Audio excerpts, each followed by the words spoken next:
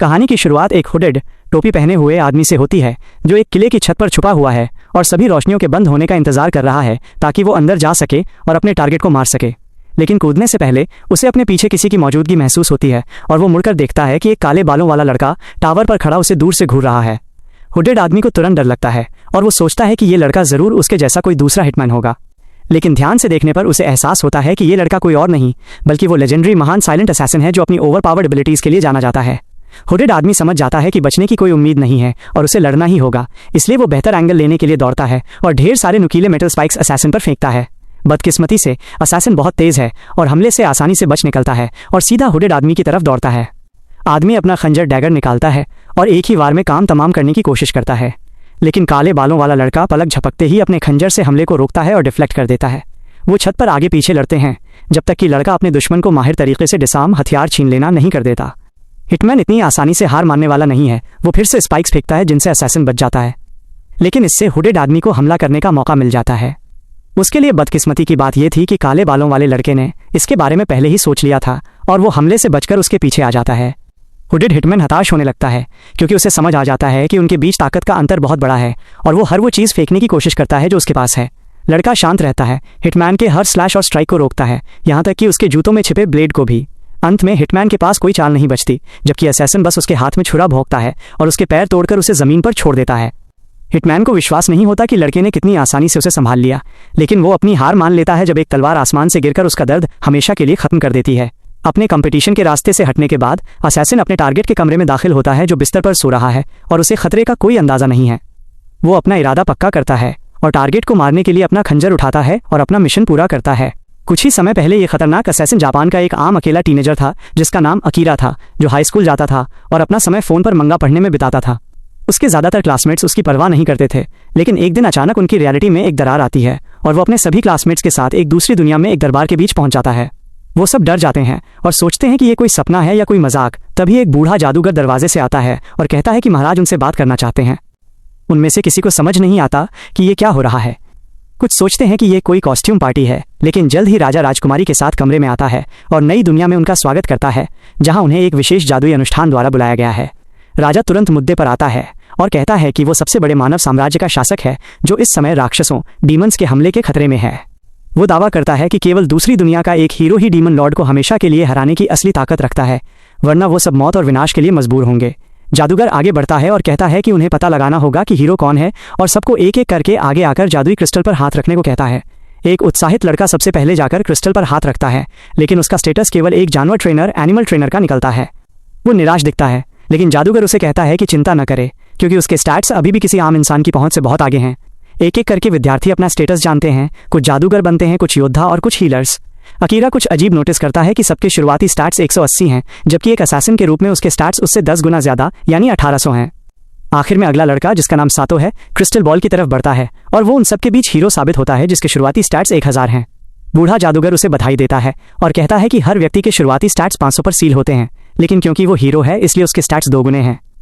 इससे ये साबित होता है कि अकीरा के स्टैट्स के साथ कुछ गड़बड़ है क्योंकि उसके स्टैट्स हीरो से भी लगभग 2 गुने हैं। सब सातों के लिए खुशी मनाते हैं क्योंकि वो क्लास का सबसे लोकप्रिय लड़का है। तभी अकीरा का एक क्लासमेट उसे धक्का देता है ताकि वो भी अपने स्टैट्स सबको दिखाए। अकीरा इस स्थिति के बारे में सोचता है और ये मानते हुए कि वो इस दुनिया या इसके काम करने के तरीके के बारे में कुछ नहीं जानते, उसे लगता है कि इतना असाधारण नंबर दिखाना बेवकूफ़ी होगी और उसे पहले और जानकारी लेनी चाहिए। सबके स्टैट्स तय होने और हीरो का पता चलने के बाद बूढ़ा जादूगर कहता है कि उन्हें उनकी क्लासेस के हिसाब से हथियार और सामान दिया जाएगा और उन्हें रात के लिए उनके कमरों में भेज देता है। कमरों में वापस आते समय वो एक छुपा हुआ कैमरा देखता है, जिसका मतलब है कि ये लोग उन पर नजर रख रहे हैं, जो कि निश्चित रूप से संदेहजनक है। इसलिए वो उनसे बचने के लिए अपनी छुपी हुई मौजूदगी कंसील प्रेजेंस की शक्ति का इस्तेमाल करने का फैसला करता है। अपने कमरे में पहुंचकर वो बाहर निकलने से पहले ठीक से कपड़े पहनता है और बालकनी पर जाकर इस हकीकत को महसूस करता है कि वो सच में दूसरी दुनिया में है। इसके साथ वो फैसला करता है कि उसे जल्द ही और जानकारी लेने पर काम शुरू करना चाहिए और 1 या 2 छलांग में वो बिना पसीना बहाए किले की छत पर चढ़ जाता है। वो अपनी खुद की ज़बरदस्त काबिलियत को देखता है। अचानक वो एक खुली खिड़की देखता है और चुपके से राजा के काम करने के कमरे में घुस जाता है, जो राजकुमारी से पूछ रहा है कि क्या सब कुछ योजना के मुताबिक चल रहा है। राजकुमारी जवाब देती है कि दूसरी दुनिया के बच्चों को कुछ अंदाज़ा नहीं है कि क्या हो रहा है और उनमें से किसी के पास कोई परेशानी खड़ी करने लायक जादुई शक्तियाँ नहीं हैं। राजा उसे उन पर नजर रखने को कहता है और अपने काम पर वापस लग जाता है। अपनी कंसील प्रेजेंस स्किल के साथ अकीरा पूरी तरह अदृश्य है और राजा के बगल में खड़ा सोच रहा है कि वो इस आदमी को अभी कितनी आसानी से मार सकता है, लेकिन वो ऐसा न करने का फैसला करता है। अगली सुबह अकीरा अपने बाकी क्लासमेट्स के साथ नाश्ते की टेबल पर बैठता है, जो बिल्कुल बेफिक्र लग रहे हैं, जबकि सातो, वो लोकप्रिय अच्छा लड़का, खड़ा होता है और एक अजीब भाषण देता है कि कैसे वो सब अपनी दुनिया के मुकाबले यहाँ बहुत ताकतवर हैं, इसलिए उन्हें अपनी शक्तियों से इस दुनिया के लोगों की मदद करनी चाहिए और डीमन लॉर्ड से लड़ना चाहिए, जैसा कि राजा ने कहा था। क्लास में सभी इस बेवकूफ़ी भरे प्लान पर सहमत होते हैं, जबकि अकीरा सोचता है कि क्या उसे अपनी खोज के बारे में बताना चाहिए, क्योंकि ये बेवकूफ़ मान रहे हैं कि राजा और राजकुमारी उनके दोस्त हैं। नाश्ते के बाद छात्रों को ट्रेनिंग ग्राउंड में इकट्ठा किया जाता है, जहां शाही सेना का कमांडर सारेन अपना परिचय देता है और कहता है कि क्योंकि वो सब नए हैं, वो उन्हें ट्रेनिंग में मदद करेगा ताकि 1 महीने बाद वो डंजन में जाकर अपनी काबिलियत परख सकें। सातो तुरंत सबको प्रोत्साहित करता है कि वो अपना बेहतर देंगे, जबकि अकीरा खुद को छुपाए हुए है और दूर से इस तमाशे को देख रहा है। वो और जानकारी लेने के लिए अकेले जाने का फैसला करता है, लेकिन हैरानी की बात यह है कि सारेन उसका पीछा करता है और क्लास को अपने लेफ्टिनेंट गिल के हवाले कर देता है। अकीरा सोचता है कि क्या उसकी छुपाने की शक्ति खत्म हो गई या उसका कोई निश्चित समय है, लेकिन सारेन बस मुस्कुराता है और कहता है कि उसे चिंता करने की ज़रूरत नहीं है, क्योंकि उसकी शक्तियाँ ठीक काम कर रही हैं। वो बताता है कि उसके पास एक रहस्यमयी दृष्टि है जो उसे तापमान में अंतर देखने की इजाज़त देती है, तो मूल रूप से वो एक चलता फिरता थर्मल कैमरा है। अकीरा सतर्क हो जाता है और ब्लेड पर हाथ रखते हुए पूछता है कि क्या उन्हें कोई परेशानी होने वाली है, लेकिन सारेन उसे शांत करता है और कहता है कि उसका राजा या राजकुमारी के सामने उसका राज खोलने का कोई इरादा नहीं है। अकीरा अभी भी शक में है और पूछता है कि वो असल में किसकी तरफ है, लेकिन सारेन जवाब देता है कि ये बहुत पेचीदा है और इतनी आसानी से नहीं समझाया जा सकता। ये महसूस करते हुए कि वो झूठ नहीं बोल रहा, अकीरा अपनी सुरक्षा थोड़ी कम करता है और कहता है कि वो लाइब्रेरी जाना चाहता है ताकि ज़्यादा से ज़्यादा जानकारी ले सके। जब सारेन पूछता है कि उसकी कंसील एबिलिटी का लेवल क्या है, तो अकीरा बताता है कि वो पहले ही मैक्स्ड आउट अधिकतम सीमा पर है, जो कि काफ़ी क्रेजी है, लेकिन उसकी बाकी काबिलियत केवल लेवल 1 पर है और उसे नहीं पता कि उन्हें कैसे बढ़ाया जाए। सारेन मुस्कुराता है और कहता है कि वो इसमें उसकी मदद कर सकता है, क्योंकि लाइब्रेरी से उसे वो नहीं मिलेगा जो वो चाहता है। अकीरा सोचता है कि उस पर कितना भरोसा किया जाए, लेकिन वो इस बात से इनकार नहीं कर सकता कि ताकतवर बनने का ख्याल रोमांचक है।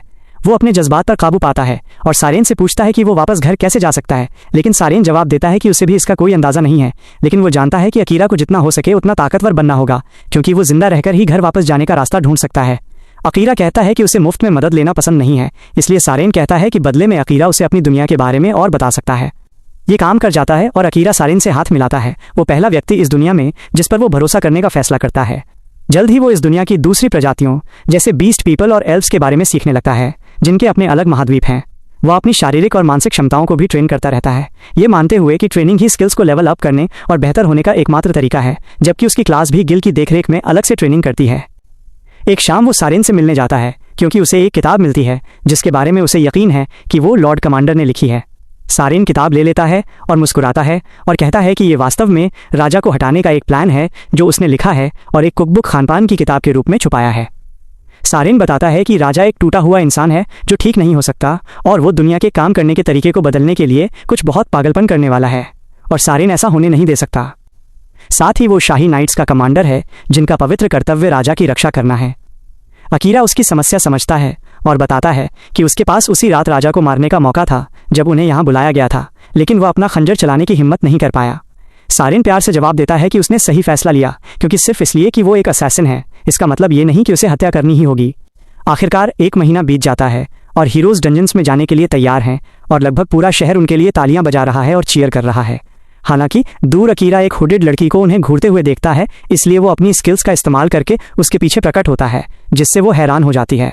वो पूछता है कि वो उन्हें इतने गुस्से से क्यों देख रही है, और नीले बालों वाली लड़की जवाब देती है कि शहर में हर कोई उसे और उसके साथियों को हीरो मान रहा है, लेकिन वो उस बलिदान को जानती है जो उन्हें यहाँ बुलाने के लिए दिया गया था। अकीरा मानता है कि उसे किसी बलिदान के बारे में कोई जानकारी नहीं है, लेकिन बिल्कुल एक एनपीसी की तरह वो उसे खुद पता लगाने को कहती है और वहाँ से चली जाती है। जल्द ही वे डंजन में दाखिल होते हैं जहाँ हर कोने से मॉन्स्टर्स निकल रहे हैं और हर पत्थर एक ट्रैपडोर लगता है जिससे और भी मॉन्स्टर्स निकलते हैं। छात्र थके हुए और कमजोर लग रहे हैं, जबकि अकीरा जितना हो सके उतने हमलावरों को दूर रखता है। सारेन से ये पूछने से पहले कि क्या उन्हें वापस लौटना चाहिए, सारेन जवाब देता है कि उन्होंने आज के लिए काफ़ी अच्छा किया है और उनके सामने रास्ता साफ करने के लिए अपनी डिवाइन स्किल का इस्तेमाल करता है। गिल उन सबको बाहर निकलने के रास्ते की तरफ दौड़ने का निर्देश देता है, लेकिन वो सब खुद को अभी भी ज़मीन के अंदर और मॉन्स्टर्स के ढेर से घिरा हुआ पाते हैं। अचानक सातो को वो स्मोक बम याद आता है जो राजकुमारी ने उन्हें दिया था, ये कहकर कि ये मॉन्स्टर्स को दूर भगा देगा, इसलिए वो बम उनकी तरफ फेंकता है, लेकिन उसके डर की कोई सीमा नहीं रहती जब धुएं से एक मिनोटॉर निकलता है। गिल मौके पर पहुंचता है और ऊपरी मंजिल पर मिनोटॉर को देखकर हैरान रह जाता है, क्योंकि उन्हें डंजन्स में और गहराई में होना चाहिए था।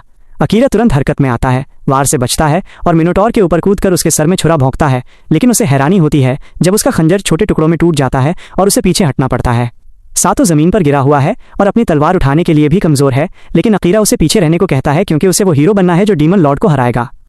कमांडर सारिन मौके पर पहुंचते हैं और समझते हैं कि वो कितनी बुरी स्थिति में है जब अकीरा सुझाव देता है कि वो अपनी विशेष शक्ति का इस्तेमाल करे और बाकी उस पर छोड़ दे। सारिन उसे कहता है कि ये खतरनाक हो सकता है, लेकिन अकीरा की आंखों में दृढ़ निश्चय देखकर वो आगे बढ़ने और स्पेल कास्ट करने का फैसला करता है। तुरंत एक बड़ी बिजली मिनोटॉर को लगती है, जबकि अकीरा हमला करने के लिए मॉन्स्टर के पीछे चला जाता है। अकीरा अपनी शैडो मैजिक को एक्टिवेट करता है और पूरे अंधेरे से बने नुकीले स्पाइक्स मिनोटॉर की तरफ भेजता है, जो अभी भी सारिन की बिजली से जूझ रहा है। हालांकि मिनोटॉर जल्द ही उससे आज़ाद होने में कामयाब हो जाता है और अकीरा को निशाना बनाता है, इस बात से अनजान कि वो अपना स्पेल पहले ही कास्ट कर चुका है।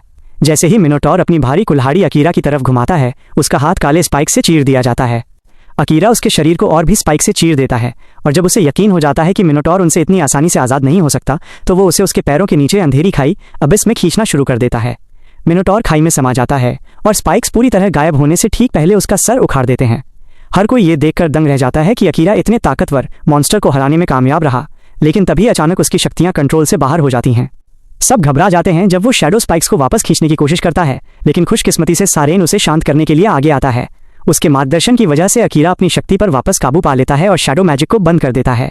वो खुद को खुशकिस्मत महसूस करता है कि वो अभी जिंदा है और सारेन उसे कहता है कि उसने आज सच में उसकी उम्मीदों से बढ़कर काम किया। डंजन से वापस आने के बाद सारेन सबकी जान बचाने के लिए शुक्रिया अदा करता है, लेकिन उसे नहीं लगता कि वह सारे श्रेय का हकदार है।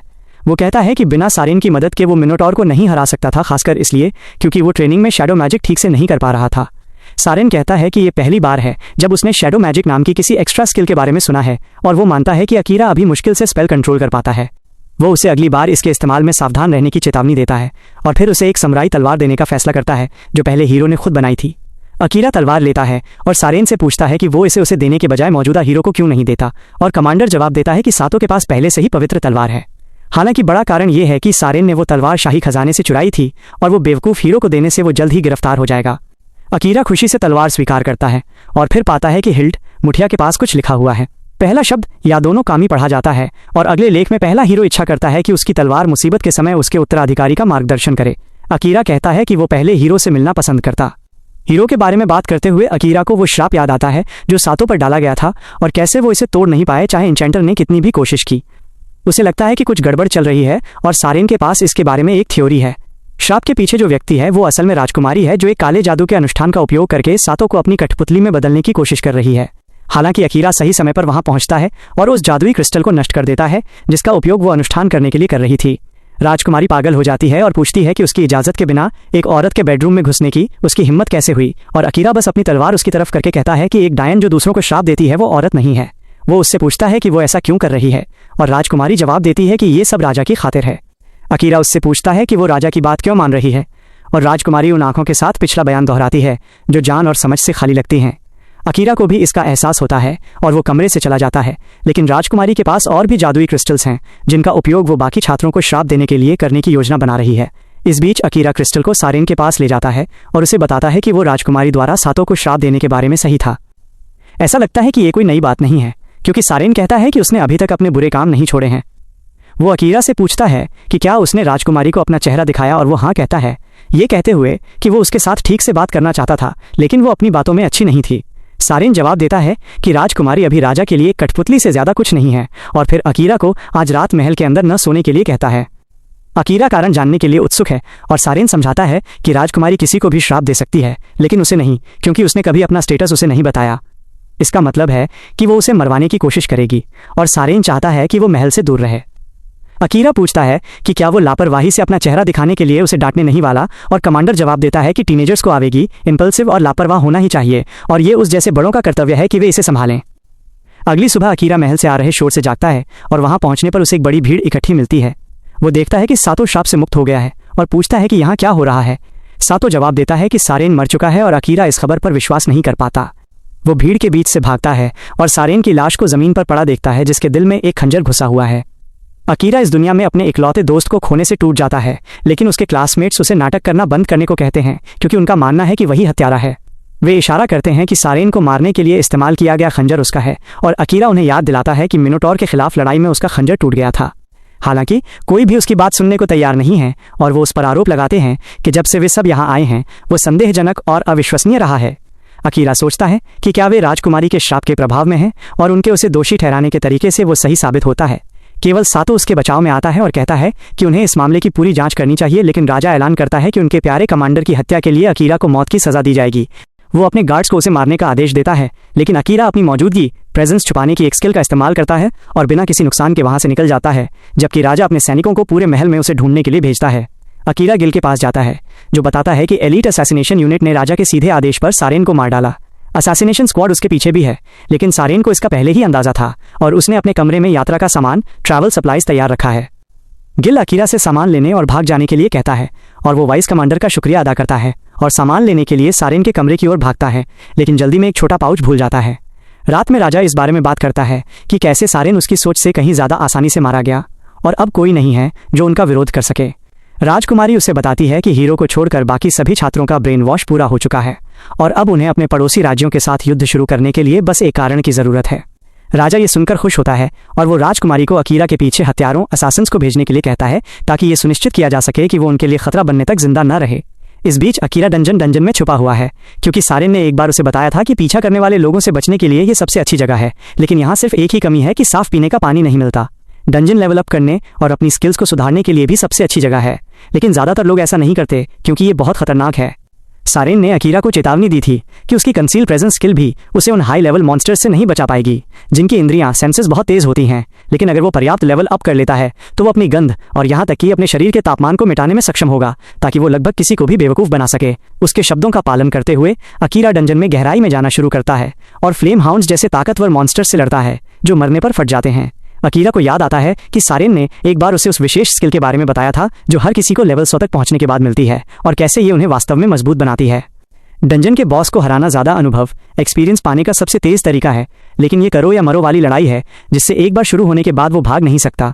अकीरा हर कीमत पर जल्दी से मजबूत होने के लिए दृढ़ है और फ्लेम हाउंड्स को हराने के बाद वो बॉस रूम में प्रवेश करता है जहां एक विशाल डीमन लायन उसका इंतजार कर रहा है।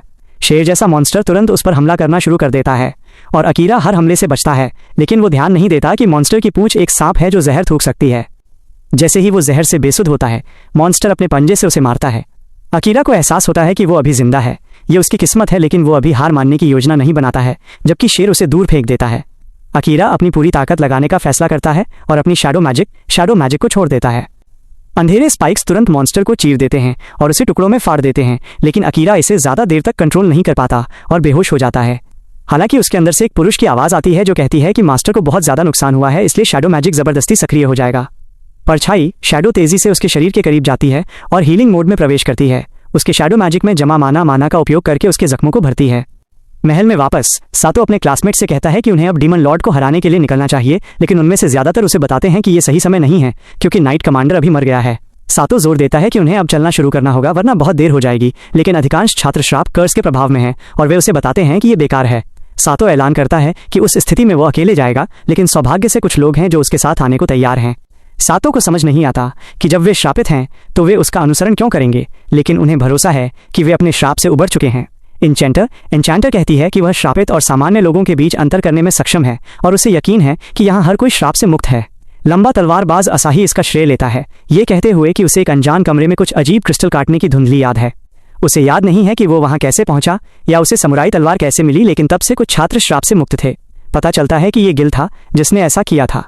उसकी स्किल सजेशन किसी भी श्राप से ज्यादा शक्तिशाली है जब बात उसके टारगेट से बस एक साधारण काम करवाने की हो। वो खुश है कि वो कम से कम कुछ छात्रों को बचा सका, क्योंकि वो उसका आखिरी आदेश था और अब वो केवल उनकी यात्रा के लिए उन्हें शुभकामनाएं दे सकता है। इस बीच असाही सोचता है कि उन्हें जल्द से जल्द अकीरा के साथ टीम बनानी चाहिए, क्योंकि वो अकेला था जो सच जानता था जब वे सब श्रापित थे। उसे असली दुनिया का वो समय याद आता है जब उसने अकीरा को रेलवे क्रॉसिंग पर पार्ट टाइम जॉब करते हुए देखा था। अकीरा ने उसे इसे गुप्त रखने के लिए कहा था क्योंकि वो नहीं चाहता था कि उसके क्लासमेट्स और छोटी बहन को उसकी नौकरी के बारे में पता चले, और असाही को इससे कोई दिक्कत नहीं थी। जब उन्होंने अपनी बहनों के बारे में बात करना शुरू किया तो उन्हें पता चला कि लड़कियां सबसे अच्छी दोस्त थीं और इसने उन्हें एक दूसरे के साथ अच्छे संबंध रखने का एक कारण दे दिया। वापस डंजन में अकीरा उस घटना के बारे में सपना देखते हुए जागता है और सोचता है कि क्या असाही सुरक्षित है। वो अचानक नोटिस करता है कि उसका शरीर जितना होना चाहिए उससे काफी बेहतर महसूस कर रहा है, और अपना स्टेटस खोलता है तो पाता है कि उसके स्टैट्स ऊपर चले गए हैं और उसका एचपी वापस फुल हो गया है। इतना ही नहीं, उसकी shadow magic skill level up हो गई है, भले ही उसने इसे केवल एक बार इस्तेमाल किया हो, और वो समझ नहीं पा रहा है कि यह सब कैसे संभव है। हालांकि उसके पास इसके बारे में सोचने का समय नहीं है और वो डंजन में और गहराई में जाने का फैसला करता है। वो जल्द ही डंजन की 75वीं मंजिल पर पहुंचता है और एक स्लाइम मॉन्स्टर तुरंत उस पर हमला करता है। अकीरा निचली मंजिलों पर स्लाइम देखकर हैरान होता है और तुरंत उसे काट देता है। और हैरानी की बात है कि मॉन्स्टर के अवशेषों से एक सुंदर एल्फ बाहर गिरती है। अकीरा इससे भ्रमित है और वो वर्ल्ड आई नाम की स्किल का उपयोग करने का फैसला करता है, जिसे उपयोग करने का उसे पहले कभी मौका नहीं मिला। जैसे ही वो स्किल का उपयोग करता है, वो बहुत सारी भयानक चीजें देखता है जो लगभग उसे उल्टी करने पर मजबूर कर देती हैं, लेकिन वो नई जानकारी से अपने दिमाग को ओवरलोड होने से पहले स्किल को रद्द कर देता है। तभी एल्फ लड़की एमिलिया जागती है और अकीरा उससे पूछता है कि क्या वो ठीक है। वह जवाब देती है कि वो ठीक है, लेकिन अकीरा उस पर भरोसा नहीं करता क्योंकि उसने पहले उसका स्टेटस देखा था और पाया था कि उसका एचपी पहले केवल 2% तक गिर गया था। वो ये भी जानता है कि एमिलिया के पास भी वर्ल्ड आई स्किल है और उसने पहले ही उस पर इसका इस्तेमाल किया है। वो उसे उसके नाम से बुलाती है और पूछती है कि ये कौन सी जगह है, और वो उसे बताता है कि ये एक डंजन है जहां वो लेवल अप करने की कोशिश कर रहा है। फिर वो उसे लेक्चर देना शुरू करता है कि दूसरे लोगों के स्टेटस की जासूसी करना अच्छे संस्कार नहीं है, लेकिन वो अचानक उसकी बाहों में गिर जाती है। अकीरा को पता चलता है कि उसे बुखार है और वो उसे ठीक करने के लिए 69वीं मंजिल पर ले आता है। एमिलिया जैसे ही जागती है चौंक जाती है, लेकिन अकीरा उसे पानी पीने के लिए कहता है ताकि वो हाइड्रेटेड रहे। वो उसे उसके बाद खाने के लिए दलिया पॉरिज देता है और वो उससे पूछती है कि वो उसे 75वीं मंजिल से इतनी दूर क्यों लाया। अकीरा जवाब देता है कि पानी के स्रोत के साथ ये सबसे नज़दीकी मंजिल थी और फिर उसे कुछ आराम करने के लिए कहता है। वो उसे बचाने के लिए उसका शुक्रिया अदा करती है और फिर बताती है कि वो एक राजकुमारी है, लेकिन अकीरा को इसकी कोई परवाह नहीं है। जल्द ही एमिलिया पूरी तरह से ठीक हो जाती है और अकीरा के साथ उसकी यात्रा में शामिल हो जाती है। जब वो डंजन की 80वीं मंजिल पर पहुंचता है, वह लड़ाई में उसकी मदद करने के लिए अपनी ग्रेविटी मैजिक का उपयोग करती है, लेकिन वो उसके खतरे में पीछा करने से वास्तव में खुश नहीं है। एमिलिया उसे बताती है कि वो उसी रास्ते जा रही है और फिर आत्मविश्वास से घोषणा करती है कि वो अपनी देखभाल करने के लिए काफ़ी मजबूत है। अकीरा के पास अब उसे साथ ले जाने के अलावा कोई विकल्प नहीं है और जल्द ही वे बॉस रूम में प्रवेश करते हैं, जहां वे किसी भी घुसपैठिए को मारने के लिए तैयार एक भयानक ड्रैगन पाते हैं। ड्रैगन तुरंत उनकी ओर नीली आग की सांस छोड़ता है, लेकिन वे इससे बचने में कामयाब होते हैं। अकीरा अपनी उपस्थिति छुपाता है, जबकि एमिलिया अपनी ग्रेविटी मैजिक के साथ ड्रैगन को नीचे दबाती है, जिससे उसे हमला करने का मौका मिलता है। हालांकि ड्रैगन उसके अदृश्यता स्पेल इनविजिबिलिटी स्पेल के बावजूद उसे आते हुए देख लेता है और उसे दूर मारता है। एमिलिया अकीरा पर चिल्लाती है कि ड्रैगन अपने माना के माध्यम से उसे महसूस कर रहा है और उसे अपने आसपास के माना के साथ इसे मिलाने के लिए कहती है। अकीरा ने अभी तक ये नहीं सीखा है कि ऐसा कैसे किया जाए, इसलिए वो हमेशा की तरह लड़ने का फैसला करता है। वो शैडो मैजिक को सक्रिय करता है और ड्रैगन की ओर एक डार्क स्पाइक भेजता है जो उसके चेहरे को खरोंचता है और उसे अपनी दिशा बदलने के लिए मजबूर करता है। इस मौके का उपयोग करते हुए वो अपनी तलवार से ड्रैगन की आंख में वार करता है, जिससे वो नीचे गिर जाता है। एमिलिया उसके लापरवाह लड़ने के तरीके से वास्तव में प्रभावित है, लेकिन जैसे ही वो उसकी शक्तियों के बारे में विवरण पूछने वाली होती है, ड्रैगन का शरीर चमकने लगता है, जिससे वे दोनों हैरान रह जाते हैं। ड्रैगन एक विशाल नीली बिल्ली में बदल जाता है और न तो अकीरा और न ही एमिलिया समझ पाते हैं कि ये कैसे संभव है। एमिलिया अपनी वर्ल्ड आई स्किल का उपयोग करती है और पाती है कि बिल्ली एक शेप शिफ्टर है, जिस वजह से वो ड्रैगन में बदल गया था। अब उसे सब समझ में आता है, क्योंकि एक असली ड्रैगन बिल्ली की तुलना में बहुत अधिक टिकाऊ ड्यूरेबल होता। अकीरा इससे प्रभावित है कि एमिलिया कितनी आसानी से अपनी वर्ल्ड आई का उपयोग कर सकती है और वो उससे पूछती है कि वो खुद इसका उपयोग क्यों नहीं कर रहा है। उसे याद आता है कि पिछली बार जब उसने स्किल का उपयोग करने की कोशिश की थी तो उसका दिमाग लगभग फट गया था, और उसका मानना है कि ऐसा इसलिए था क्योंकि उसका लेवल इसे ठीक से उपयोग करने के लिए बहुत कम है। हालांकि एमिलिया का मानना है कि अकीरा स्किल को अस्वीकार कर रहा है, जो कि कारण है कि उसे इसके साथ परेशानी हो रही है। तभी काली बिल्ली जागती है और बात करना शुरू करती है। वो निराश है कि उसे एक इंसान और एक एल्फ ने हरा दिया, भले ही वो सिर्फ मजे के लिए ड्रैगन में बदल गया था। अकीरा मॉन्स्टर बिल्ली को बात करते हुए सुनकर दंग रह जाता है और वो उसकी प्रतिक्रिया से नाराज हो जाता है। वो उससे कहता है कि उसे अन्य निचले स्तर के मॉन्स्टर्स के साथ न तोले, जो पूरी तरह से वृत्ति इंस्टिंक्ट से चलते हैं, क्योंकि वो डीमन लॉर्ड द्वारा खुद बनाया गया एक बेहतर बुद्धि वाला जीव है। अकीरा जवाब देता है कि इससे कोई फर्क नहीं पड़ता, क्योंकि आखिरी वार के बाद बिल्ली वापस लड़ने में सक्षम नहीं होगी। काली बिल्ली को मरने की परवाह नहीं है, लेकिन उसके पास मरने से पहले अकीरा के लिए एक संदेश है। वो खड़ा होता है और एक खतरनाक आभा और फैलाना शुरू करता है। अकीरा को बताता है कि डीमन लॉर्ड वोल्कानो के डीमन महाद्वीप के भीतर स्थित अपने महल में उसका इंतजार कर रहा है। वो संदेश अकीरा को शक में डाल देता है और वो पूछता है कि डीमन लॉर्ड उसके बारे में कैसे जानता है और वो क्यों चाहता है कि वो उसके महल में आए। काली बिल्ली जवाब देती है कि डीमन लॉर्ड उसकी समझ से बहुत परे है, इसलिए वो उसे और कुछ नहीं बता सकता। वो फिर जमीन पर लेट जाता है और अकीरा को उसे मारने के लिए कहता है, लेकिन वो मना कर देता है। बिल्ली उसे कूल बनने का नाटक बंद करने के लिए कहती है, क्योंकि इंसान सभी डीमंस और मॉन्स्टर्स को अपना दुश्मन मानते हैं, इसलिए उसके लिए उसे मार देना ही सही है।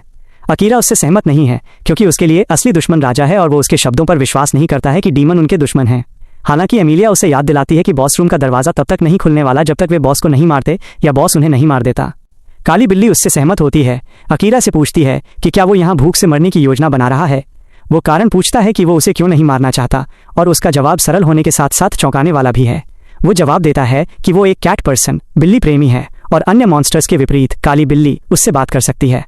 उसका मानना है कि कोई न कोई खामी, लूपहोल जरूर होगी जो उन्हें बिल्ली को मारे बिना बॉस रूम छोड़ने की अनुमति देती है। और एमिलिया को याद आता है कि ऐसा करने का एक और तरीका था। वो कहती है कि अगर अकीरा काली बिल्ली के साथ समझौता पैक्ट करता है और उसे अपने फैमिलियर के रूप में स्वीकार करता है तो वो बॉस मॉन्स्टर के रूप में पहचाना जाना बंद हो जाएगा और दरवाज़ा खुल जाएगा। काली बिल्ली इस विचार पर हंसती है, यह कहते हुए कि केवल माना पर महान नियंत्रण वाला एक अनुभवी मैजिक यूजर ही अनुष्ठान कर सकता है और अकीरा के पास वो नहीं है। एमिलिया उससे असहमत है और बताती है कि उसने पहले ही अनुष्ठान करने के लिए आवश्यक सीमा को पार कर लिया है। वो काली बिल्ली को याद दिलाती है कि अकीरा ने उसे भ्रमित करने के लिए अपने माना को अपने शरीर से अलग कर दिया था, जो कुछ ऐसा है जो केवल पहले हीरो ने पहले किया है। एमिलिया को भरोसा है कि अकीरा अनुष्ठान कर सकता है, लेकिन उसे यकीन नहीं है कि वो सफल होगा या नहीं। वो उससे पूछता है कि अगर वो असफल हो जाता है तो क्या होगा, और काली बिल्ली जवाब देती है कि उनमें से एक मर जाएगा और सबसे खराब स्थिति में उन दोनों की जान जा सकती है। अकीरा वो जोखिम उठाने को तैयार है और काली बिल्ली को समझ नहीं आता कि वो ऐसा क्यों करेगा। वह उसे आगे बढ़ने के लिए कहता है क्योंकि उसे मरने की परवाह नहीं है, और अकीरा जीने या मरने के प्रति उसके इतने उदासीन व्यवहार पर गुस्सा हो जाता है। काली बिल्ली जवाब देती है कि अब और जीने से उसे कोई खुशी नहीं मिलेगी और अकीरा उसे बाद में समझाने का फैसला करता है। वो एमिलिया से पूछता है कि अनुष्ठान कैसे किया जाए और वो बताती है कि पहला कदम बिल्ली को एक नया नाम देना है। अकीरा उसका नाम नाइट रखता है क्योंकि उसके सुंदर फर उसे रात के आसमान की याद दिलाते हैं। बिल्ली नाम पर कोई प्रतिक्रिया नहीं देती है और फिर अकीरा अगले कदम पर जाता है जो उसके पंजे में माना डालना है। एमिलिया उसे चेतावनी देती है कि माना डालना शुरू करने के बाद पीछे नहीं हटना है और अगर वो बिल्ली को नियंत्रित करने में विफल रहता है तो वो अपनी जान गंवा सकता है। अकीरा को भरोसा है कि वो सफल होगा और जैसे ही वो बिल्ली के पंजे में अपना माना डालना शुरू करता है उसे एक शक्तिशाली लहर डूबती हुई महसूस होती है। उसे एहसास होता है कि ये वही है जो बिल्ली के अंदर है, लेकिन तभी अचानक वो खुद को एक जलते हुए शहर की ओर गिरता हुआ पाता है।